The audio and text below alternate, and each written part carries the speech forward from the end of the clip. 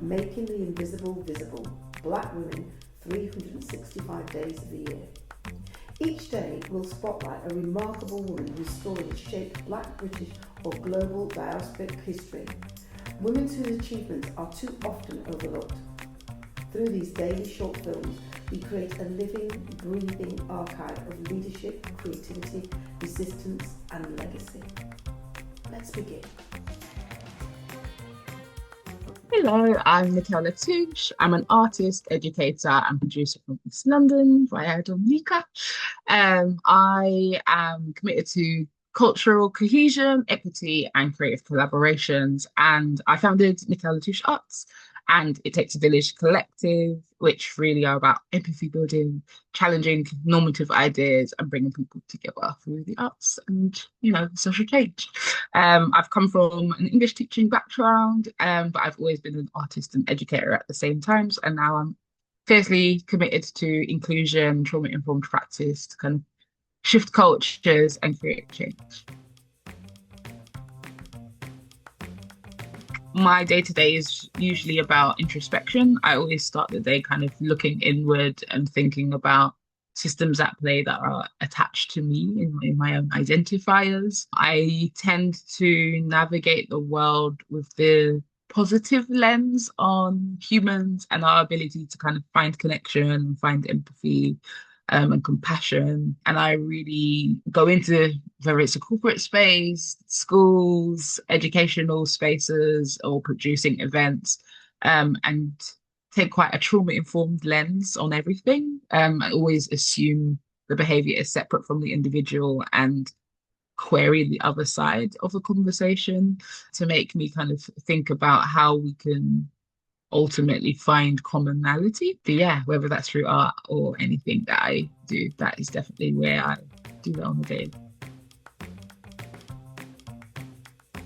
I'm going to be cheeky and mention two. The first I will talk about is motherland. Motherland, the word other is in brackets. I like words within words because I'm a literacy specialist. English is my thing. It's a dance theatre piece that incorporates kind of fine art practices and poetry as well. It's predominantly about women and our migration stories. So thinking about how us as women have a literal responsibility of manifesting new identifiers and new identities of us as people. And I really believe in nuance and we're not a monolith.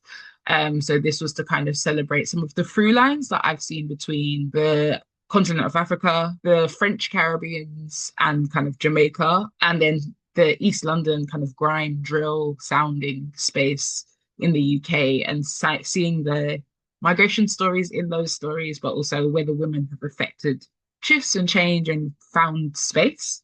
Yeah, it's a piece that I started in 2017, but I've done it in many iterations and have had now over 54 cast members for varying age, from community to professionals.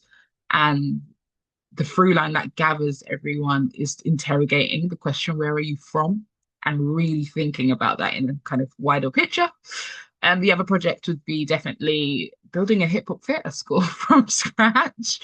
I previously was the head of Academy Breaking Convention in Sadler's Wells East. There is now a hip hop theatre college that exists. It really has indicated to me the importance of us creating our own spaces and the importance of us being able to have creative autonomy over cultural mediums that come from Black cultures, but also how important it is to build partnerships, to be able to kind of etch and challenge what already exists, and finding gaps and solutions for problems that can affect wider change. So yeah, that project is definitely one that was a blueprint for hopefully projects and schools to come from.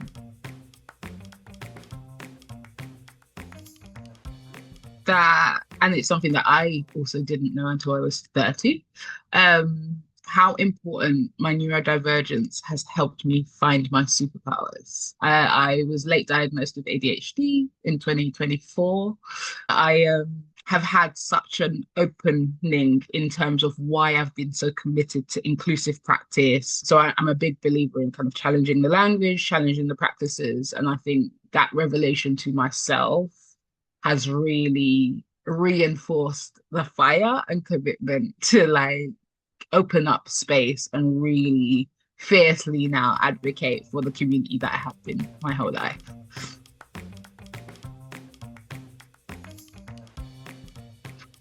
I love questions that talk about joy.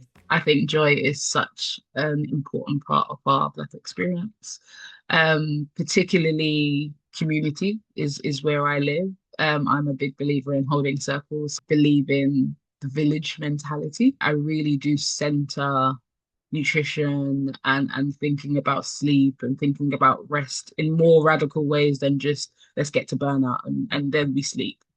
It's such cortisol and stress, especially just navigating in the UK as a Black leader, is unfortunately too common. Our rest and our joy, Black laughter is a currency that I'm moving on now. Thank you for joining us for today's story. Making the invisible visible is our commitment to ensuring that Black women's histories and contributions are recognised, valued and kept in daily circulation. Across 2026, we will continue to share these powerful narratives, 365 days of impact, brilliance and inspiration. Stay connected, join the conversation and help us champion the women whose journeys continue to shape our world. I'm Paulette Brooks and I'm looking forward to seeing you tomorrow for the next story.